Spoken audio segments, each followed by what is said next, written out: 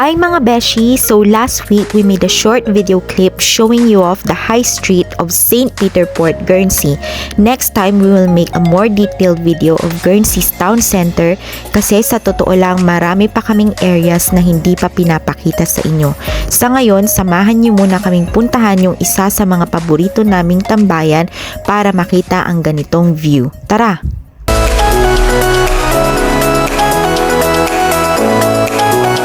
So ito na nga, dahil off namin ni Dudong, pumunta kami sa dating tagpuan. Charot. Tambayan pala. But first, let me show you how narrow the streets are. Shucks, ang hirap mag-English. May mga English viewers kasi tayo mga beshi. Anyway, fun fact, itong si Dudong nagbabank sa community. Meaning he is doing extra work there aside sa work niya sa hospital. Nagbabahay-bahay po siya.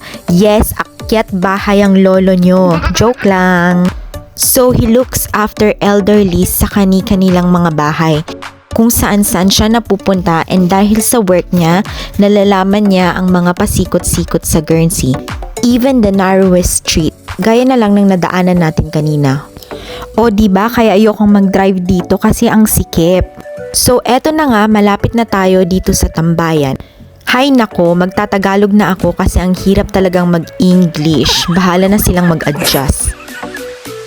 Etong part na ito is overlooking ang town port. This is like a view area para sa mga gusto lang tumambay dito. Like us, nagpark lang kami pero we have to make sure na may tao sa loob ng car kasi di naman talaga ito parking space. So minsan, dala lang kami ng sarili naming kape then magpahangin. So eto yung view na makikita mo. Kung wala ka namang sasakyan, pwede ka namang maglakad from town center to here. Siguro mga 5 minutes walk lang naman. For the purpose of this vlog, nagpark muna kami, then pumunta kami sa mas mataas na part nitong area. May parang old building kasi and sa may roof niya, may mga nakalagay silang upuan para pagtambayan. From here, overlooking itong Castle Cornet and yung lighthouse, mamaya pupuntahan natin yan.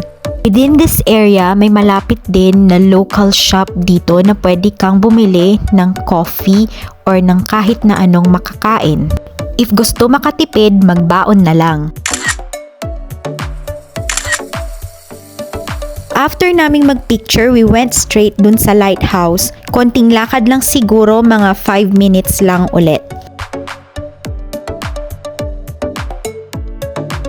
At this point, bawal na ang any sort of vehicles. Eto, ang ganda na naman ng view. Madadaanan natin yung Castle Cornet pero next time na namin kayo ipapasyal dito.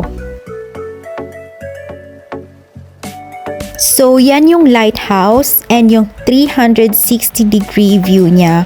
Kung sweswertehin, there are times na may makikitang naglalakihang cruise ship, especially during spring and summer. Ang daming turista as in. Actually, masaya ang mag-sightseeing dito. May mga nagfi-fishing or minsan may makikita ring seal or nearby dolphins. Sa summer, nagkalat din ang mga yate dito. Mayayaman daw kasi ang mga tao dito sa Guernsey. Sana all, di ba? O, wala kaming yate ha. Sa right side, facing the lighthouse, you need to be very careful kasi bangin na talaga siya. Baka mahulog ka. Mahulog ka sa maling tao.